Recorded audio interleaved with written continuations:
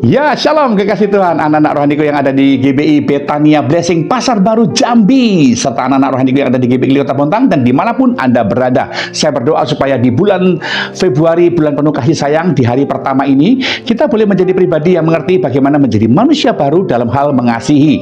Saya percaya manusia itu seringkali mengasihi tapi pakai hitung-hitungan. Saya sayang sama kamu kalau kamu sayang sama saya. Saya mengasihi kamu kalau kamu baik sama saya. Jadi pakai pamrih. Tapi tidaklah demikian yang Tuhan Yesus ajarkan buat kita. Tuhan pengen supaya kita menjadi satu dengan kasih Allah, karena adalah kasih yang udah ada dalam diri kita. Tugas kita cuma sederhana, memanifestasikan atau menyatakan kasih Tuhan itu dalam kehidupan kita. Ekspresi kasih itu biasanya satu, bisa dan berani mengampuni dan suka mengampuni sebagai gaya hidup, karena Anda punya Allah yang maha kasih yang tidak pernah berhenti mengampuni Anda ketika Anda buat dosa. Sebagaimana Allah perbuat dengan Anda, demikianlah juga kita harus perbuat dengan sesama kita. Yang kedua, ekspresi kasih itu adalah murah hati. Ekspresi murah hati itu adalah memberi. Ya, jadi itu mata rantai yang nggak bisa dipisahkan. Alkitab kita berkata bagaimana kita menjadi satu dengan Allah Bapa di surga. Dikatakan dalam Matius pasal 5 ayat yang ke-7, berbahagialah orang yang murah hatinya, karena ia akan beroleh kemurahan. Dan itu bagian yang Tuhan ajarkan buat kita. Dan itu dinyatakan juga dalam Injil Lukas pasal yang ke-6 ayatnya yang ke-36. Dikatakan, hendaklah kamu murah hati sama seperti Bapamu adalah murah hati. Jadi bagaimana kita menjadi satu dengan Bapa di surga yang adalah murah hati, dengan kita menunjukkan kemurahan hati kita. Dan itu bagian di mana Tuhan ajarkan buat kita. Oiktirmon itu kata dalam bahasa Yunani yang dipakai dengan kata murah hati. Oiktirmon itu adalah sesuatu yang diambil keluar dari kehidupan kita untuk kita bisa tunjukkan dan nyatakan, diterima, dirasakan oleh orang lain. Itu oiktirmon. Kemurahan hati itu tidak memandang siapa yang akan kita kasih murah hati. Murah hati nggak memandang keadaan. Ketika Tuhan suruh Anda melakukan murah hati, karena Engkau menjadi satu dengan Bapa di surga, kita menjadi manusia baru yang mengasihi seperti cara Bapa mengasihi kita. Jadi mengasihi kita waktu jadi manusia baru itu adalah mengasihi yang seperti Tuhan tunjukkan buat kita.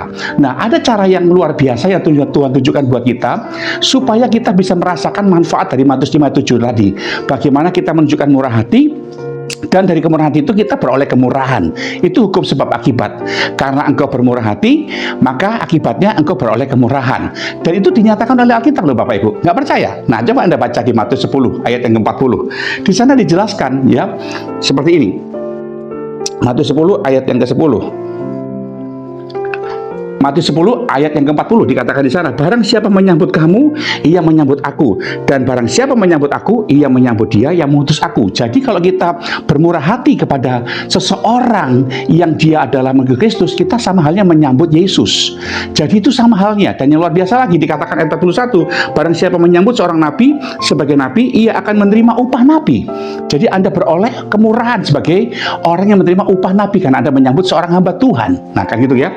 Dan seorang benar sebagai orang benar, ia akan menerima upah sebagai orang benar. Nah, jadi saudara menjadi pribadi yang harus menyambut orang benar. Siapa di sekitar Anda yang hari ini diutus Tuhan untuk Anda nyatakan kemurahan, itu sebetulnya adalah malaikat Allah sendiri. Jadi pada waktu kita berbuat baik kepada mereka, kita sama halnya menjamu malaikat Allah. Dan itu tidak akan pernah ada yang namanya Allah lupa memberikan upah bagi saudara. Dikatakan dalam Ibrani pasal 13 ayat 2, jangan kamu lupa memberi tumpangan kepada orang, sebab dengan berbuat demikian beberapa orang dengan tidak diketahuinya atau tidak disadarinya telah menjamu malaikat-malaikat. Ayo Anda lupa ya. Kenapa Anda pelit sama hamba Tuhan? Kenapa Anda pelit sama pendeta? Anda lupa bahwa mereka adalah malaikat-malaikat Tuhan. Dan itu dinyatakan di dalam Alkitab mulai dari Kejadian pasal 18. Ingat waktu Abraham menjamu 3 orang yang adalah teofani, perwakilan atau perwujudan Allah menjadi manusia. Abraham melayani dengan sebaik-baiknya. Dia memohon supaya mereka jangan melewati atau melalui kehidupan Abraham, kemah Abraham. Disuruh tinggal, dimasakkan sama Abraham dengan tepung yang terbaik. Lalu dia mengambil anak sapi yang dagingnya empuk dan baik dagingnya. Kemudian dia ngasih susu dan dadih. Disajikan dengan begitu luar biasa sama Abraham. Dan suatu akibatnya apa? Abraham beroleh kemurahan loh. Dia bermurah hati sama malaikat-malaikat itu. Dia mendapatkan kemurahan. Dia mendapatkan janji bahwa di masa tuanya Sarah akan melahirkan anak darah daging Abraham yang disebutnya Ishak. Keren kan Bapak Ibu? Juga juga kemudian dikatakan di dalam dua Raja-Raja pasalnya yang keempat, ya ayat 1, kisah tentang perempuan Sunem yang menjamu malaikat Allah namanya Elisa. Nah, keren kan Bapak Ibu? Anda baca baik-baik dua Raja-Raja pasal 4 itu. Elisa dijamu bagikan malaikat. Setiap kali diundang ke Sunem dikasih makan, tiap kali ke sana dikasih makan dan tidak jemu-jemu. Perempuan ini menjamu, bahkan dibuatkan kamar, dikasih kursi, dikasih lampu, dikasih kandil supaya Elisa bisa numpang di situ dengan hambanya Gehazi, dan selalu dikasih makan dan tidak pernah mengeluh. Dia bersusah-susah untuk menjamu malaikat Tuhan dalam wujud Elisa. Itu sebabnya Bapak Ibu, kalau hari ini kau berjumpa dengan hamba Tuhan, dengan gembala sidangmu, jangan pelit. Itu malaikat Tuhan. Nggak usah pandang orang, nggak usah pandang siapa dia. Apabila dia orang benar, dia pengikut Kristus, Alkitab saya bilang, waktu kamu menjamu mereka, menyambut mereka, engkau beroleh kemurahan, engkau akan menerima upah. Itu janji Tuhan. Saya sendiri mengalaminya. Semua berkat yang saya berikan buat hamba Tuhan, Tuhan tidak lama pasti membalikannya sama saya. Saya kasih kemurahan, saya beroleh kemurahan. Saya pernah menjamu hamba Tuhan, belikan dia jas di sebuah Matahari Mall, ya, di Bontang, dan tidak lama saya menerima. Saya kasih hamba Tuhan sepeda motor, saya nuai sepeda motor baru juga.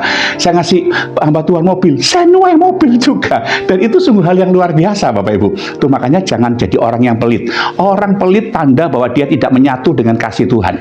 Hanya orang yang punya kasih Tuhan yang tidak akan pelit. Itu sebabnya Bapak Ibu, mari kita belajar supaya engkau boleh mengerti bagaimana hidupmu sekarang ini dikuasai dengan kasih Tuhan, supaya engkau bisa menyatakan kemurahan hatimu. Karena waktu kau menggunakan kemurahan hatimu, engkau beroleh yang namanya berkat Tuhan. Lihat dalam Kisah Para Rasul 28 ayat 7, ya, dikatakan sana, tidak jauh dari tempat itu ada tanah milik gubernur pulau itu. Gubernur itu namanya Publius. Ia menyambut kami dan menjamu kami dengan ramahnya selama 3 hari. Ketika itu ayah Publius berbaring karena sakit demam dan disentri. Paulus masuk ke kamarnya. Ia berdoa serta menumpangkan tangan ke atasnya dan menyembuhkannya. Lihat, Publius yang orang kafir bisa menjamu malaikat Allah dalam wujud Paulus itu Bapak Ibu. Sama 3 hari dijamu dengan ramahnya. Lihat, dia beroleh kemurahan. Papanya sakit, Paulus tergerak mendoakan dan menyembuhkannya. Luar biasa enggak? Jadi hari ini kalau Bapak Ibu punya pergumulan, punya masalah yang seakan-akan kau nggak bisa mengatasinya, cobalah jamu malaikat Tuhan. Kau bisa jamu gembalamu, kau bisa jamu pendeta. Kalau kau bertemu di rumah makan, ketemu pendeta lagi makan, itu kesempatan emas Anda untuk menjamu malaikat Tuhan itu. Jadi jangan, oh dia orang kaya, oh dia pendeta yang menjengkelkan. Oh jangan. Pokoknya kalau dia hamba Tuhan, dia pendeta, dia orang benar, kesempatan buat Anda untuk bayarin, traktir, jamu dengan ramah dan sukacita. Saya menjamu hamba Tuhan, tidak pernah rem-rem, saudara. Saya jamu betul-betul, karena itu kesempatan emas buat saya, karena dia adalah malaikat Tuhan. Dan ketahuilah, ketika saya bermurah hati, saya beroleh kemurahan hati Tuhan.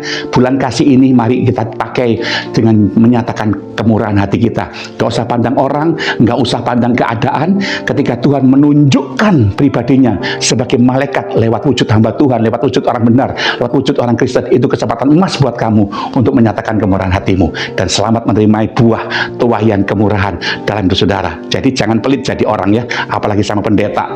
Anda nggak akan mudah mendapatkan terobosan finansial dan berkat Tuhan kalau kamu selalu pelit dalam hidupmu. Belajar menikmati kemurahan Tuhan. Saya sudah mengalaminya. Saya hidup di Bontang. Saya nggak ngambil perpuluhan jemaat. Saya nggak ngambil gaji. Tapi saya hidup dari kemurahan Tuhan karena saya selalu menabur kemurahan, dan itu terbukti. Ini obat mata saya. 28 tahun Tuhan pelihara saya. Saya hampir-hampir nggak pernah beli obat mata ini, karena saya selalu beli kemurahan buat hamba Tuhan. Saya beli kemurahan sama malaikat-malaikat Allah. Saya menjamu orang-orang benar, dan akhirnya saya beroleh kemurahan Tuhan, dipelihara. Ini 1 botol hanya untuk 1 hari. Hampir tiap kali habis Tuhan sediakan dari Amerika, Bapak Ibu. 1 botol ini $13 Tuhan sediakan dengan ajaib.